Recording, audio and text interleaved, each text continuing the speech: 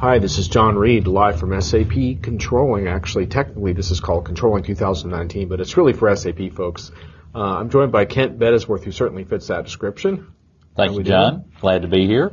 Yeah, you've been pretty much coming and speaking here about every year. Every year since. So tell listeners kind of what you do in the market. So for a long time, I was a fixed asset project systems expert. That was based on my 14 years at Exxon, and the last few years putting in SAP, and then working independently, 40-plus companies doing the same thing, and it transitioned into a focus on revenue recognition, lease accounting, and the like. And we're definitely going to talk about revenue recognition because there's been some interesting presentations on that topic here, and that's an issue that a lot of companies, especially with those making transitions to subscription business, really looking hard at. So we're going to get into that a little bit. But first, I want to talk about RPA because you're one of the first people to ever present at this conference, maybe the first, on robotic process automation. And you had a full crowd because I was thinking, okay, you're presenting on auditing and RPA. How many people are going to show up? Yeah, I thought the same thing. Yeah. But it was an interesting combination to try. Yeah, and we got a big turnout for that. We did. So one of the things you did as part of this is you had a lot of close conversation with SAP because your slide deck included a lot of SAP's architecture is what I call it, but it's useful stuff. Yes. Around like how SAP frames RPA within the context of the stuff they do with Leonardo and just how they define it all. So tell us about this journey that you went on. Like, what inspired you to dig into this in the first place? So, like a lot of folks, I've seen the word Leonardo, and I've been confused. Is that an actual thing, a product, or just a marketing term? And it is just a marketing umbrella term that SAP is using to describe their overall intelligent enterprise. And so while my brain was thinking about those kinds of things over the last year or so, I also came across, and primarily from my daughter, because she's in auditing, about the PCAOB and what their role was relative to technology. And so I thought, I actually have never heard anybody make that connection between what the audit standard setting board, the PCAOB, was saying relative to the technologies, artificial intelligence, machine learning, et cetera, are coming. So I thought that'd make a great presentation. Yeah, and a couple of your key points here. One is that SAP is rapidly incorporating robotic process automation basically throughout its software and processes, so that's one piece of it. But then I thought you have a really provocative question, which is, should your audit committee care about the quickening pace of technology change? And what's your answer to that? And the answer is yes, absolutely. Yeah. Because you, from an audit perspective and an audit committee, you know a couple things. One, you know that you don't know everything, and you know that you're one step behind the next bad event from an audit issue, such as a hack or a cyber issue. Yeah, and one interesting thing in our world is we cover at Diginomic, we cover a lot of emerging companies and SaaS companies, and I always like bringing up auditing because everyone thinks like auditing, what a dry topic, but actually things like auditing and compliance and security are at the core of a lot of things that prevent business transformation from happening, because if you can't check those boxes, then forget about your next-gen project. That is exactly right. Yeah. In fact, the audit committee ought to be viewed more as an enabler, right, and that's your risk mitigation backstop. And you should be utilizing them. They should be putting themselves in that position. Yeah, and the PCAOB, for those who don't know, is that generated out of the 2002 SOX. So I'm dating myself a little bit, but they were the end result of the things that happened that year and the year before was we need to audit the audit firms, and they need to have their own standards. And so the PCAOB took on a more enhanced role to audit the audit firms and set standards. Right. And you said that in May 2019 of this year was a sort of a significant moment because they issued some new guidance. Correct. So a couple things happened. One, they released the results of auditing 2018 audits, not just in the U.S. but from around the world. And the results that came out of there touched on a number of key items. One, that audit firms are starting to look at artificial intelligence and robotic process automation to do a better audit job, but also that companies were not paying enough attention to the cybersecurity risk. And so both audit firms and audit companies, and specifically the audit committees, need to pay a lot more attention to the cybersecurity than they are today. And this is where I made the connection with Leonardo and the like, is that you're going to put in place robots, quote robots, to automate a lot of activities. Let's say if 80% of your ERP system is core business processes that everybody does should be done the exact same way, and you're going to automate that. The PCAOB saw in the audit results the opportunity for a lot of significant mistakes if you're not paying attention to what you're automating and how the robot is doing that. Right. So, for example, if you have a robot that is performing a task and you are doing some coding around developing that robot, a couple things. One, somebody at the end of the day has to be able to explain how it works.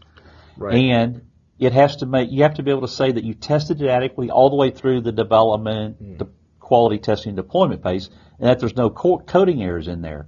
And that's not an overstatement at all, that it's now going to be a robot. So if there's a bad error in that gets a bad result, you have to be 100%. Yeah.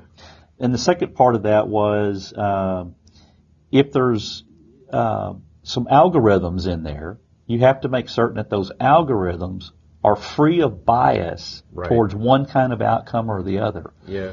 Right? So this technology and this idea that we were going to have robots, it just dawned on me that, oh, geez, you have employees in companies that are going to sit down with young auditors and talk about their processes, and the auditor's going to say, well, tell me how this robot process works for clearing out your payables account. And the young employee is going to say, I don't know.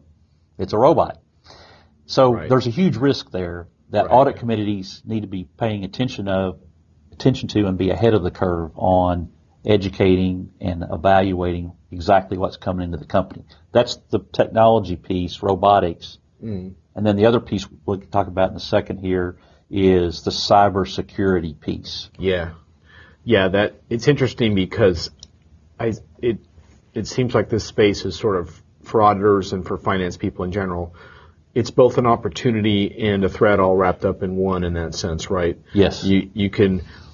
Machines can do some things that humans can't do to identify anomalies and problems and potential exposures that you would want to correct before you were audited. But on the other hand, you could also screw up your audit. Exactly. So you could, just as easily as it might find the exceptions for you to fix, it could actually be creating problems that you never see. You're not going to get a marketing job with an RPA vendor if you talk like that, Ken. Come on, man. You're exactly right. We got to fan the flames of this thing a little bit better than that. And on the cybersecurity front, just touching on that since you brought it up, I think what's interesting there is we talk about everyone. Sometimes I'll see these articles that'll be like, oh, you can automate all this stuff and how it's going to make a difference in your cybersecurity. And then I keep saying, well, but the so-called bad guys, if we can call them that, are using the same tools and they're after you. So it's almost like you need it just to defend yourself at this point. So exactly right, and you just have to always say to yourself, you're one step behind them, they're ahead of you. So how do you mitigate that exercise? And the PCAOB, one of their board members, Kathleen Ham, spoke about this separately from the inspection report that came out about for the 2018 results, and she said clearly cyber threats are the number one threat, not just to companies, and we see headlines every day, but it's a fundamental threat to the basis of our capitalist system. If investors cannot trust the numbers that they're seeing, then the stock prices are going to reflect that mistrust. So it really is a very serious issue that I think folks are taking serious, but they've got to elevate that to the next level to really be ahead of the curve. And there's certainly a lot of headlines about those security risks, but you see them every day with the data breaches of Yahoo and Equifax and so forth. So that struck me in the presentation that Kathleen Ham did and from the PCAOB material that's out there. And Kathleen, just to reinforce this, Kathleen Ham was referencing what a lot of our national security agencies are saying, that this is the number one threat to our capitalist system. It'd be fun to edit that out. And I think also, and I don't want to make light of that because I completely agree with that, but on a slightly less urgent but also very serious level, I would argue it's a very big threat to both the ERP projects that folks care about here, but also any of these future next-gen automation projects. The reason being that if you don't trust the data and the numbers, then you're not going ahead with anything. Yes. And so if I'm an ERP vendor like SAP and I'm pushing Leonardo, I must be prepared to answer those questions. Yeah. And likewise, the companies that are doing the evaluations, their audit committees should be talking to the evaluators saying, hey, how hard are you pushing back on cyber risk and cyber issues? How much are you pushing back on what these RPA processes are, and how will we audit them? Right. And we could have a whole longer discussion on this, but then you bring in projects that have a machine learning component, and there's a notorious black box element to how machines learn and how they come up with the recommendations and automations that they come up with. And so that's another issue for auditors, because auditors and black boxes are really not compatible. I think fundamentally you're right about that. But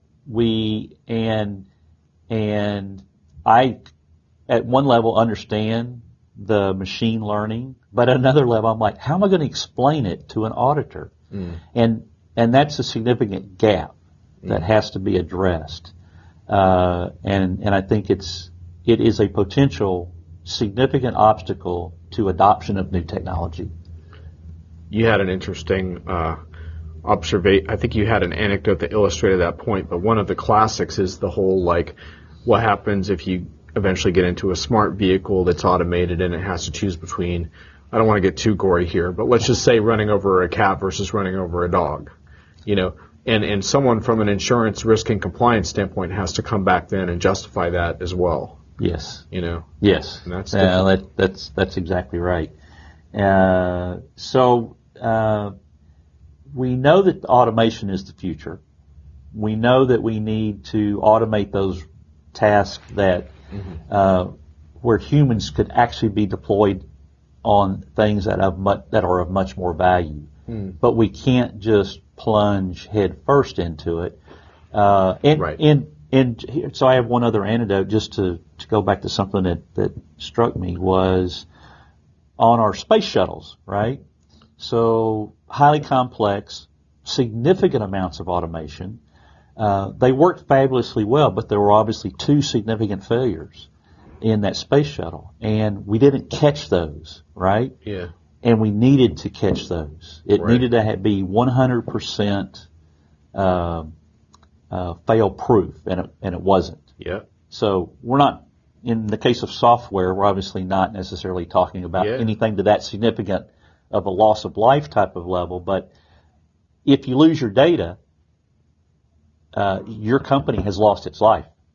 Yep. So just one more thing just to kind of frame this, since you've been looking into this so carefully. In terms of workflow automation, I remember talking about SAP automating workflows in SAP in the 90s. So is this one of those things of a new coat of paint, or as you kick tires on it, did you see possibilities that weren't there in the past from a technology standpoint? So my eyes see things and I hear things about if with machine learning, for example, I can start matching my items in my clearing account, and it starts off at a 50% accuracy, and then it learns what to look for, and then I get up to 95%. And I go, man, that's really cool. That's awesome. And then I think, well, so tell me exactly how it's doing that. Tell me 1, 2, 3, 4, 5. And I don't know what 1, 2, 3, 4, 5 is. I need to know what 1, 2, 3, 4, 5 is. Mm-hmm. So I can articulate that and explain it to an auditor. Or the auditor knows it, and I think this is what the PCAOB is trying to push audit firms, is that not only should they be using this technology to do a better audit job, but their auditors need to understand the technology so that they can be the one asking the question of their companies and in anticipation of getting the right answer back that they know. So in other words, it's kind of a symbiotic relationship around this whole, what are you doing to manage cyber risk? What are you doing to improve your company with robotic automation? And do you really understand what that automation is accomplishing its end? Right. And one of the most interesting slides that I think you, shall we say, borrowed from SAP, illustrates what they call intelligent end-to-end automation view. And I thought it was interesting because they kind of classified 3 different areas. They classified interaction around conversational UIs, chatbots, which essentially then hand over to what they call execution bots, or so-called intelligent RPA. Sorry for all the lingo here, but basically multiple bots, workflows for execution, both attended and unattended, which is big because that implies the role of the human and the design. You have to figure that out. That's for performing tasks. And then they have another third category, what they're calling optimized, machine learning driven, self-learning bots with so-called dynamic adaptability, whatever that means.